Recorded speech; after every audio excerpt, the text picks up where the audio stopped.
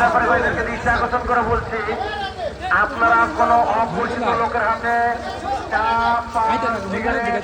কোনো কিছু খাবেন না। আর যদি আপনারা খান, আপনাদের কোনো কিছু হলে আমাদের হাট কমিটি দায়ী থাকবে না। আর ক্রেতা বিক্রেতা ভাইদেরকে দৃষ্টি আকর্ষণ করে বলছি, আপনারা গরু কেনা বেচা হলে আমাদের কাউন্টারে যাবেন। আমাদের প্রতিটা কাউন্টার চালু করে দেওয়া হয়েছে, আপনারা খেয়াল রাখবেন। কাউন্টারে রিসিট কাটার সময় আপনার গরু কালার, ব্যাপারীর নাম, আপনার নাম সঠিক করে আপনারা রিসিট নিয়ে যাবেন। আর ফরেনার ভাইদেরকে দৃষ্টি আকর্ষণ করে বলছি, পূর্ব, পশ্চিম, উত্তর,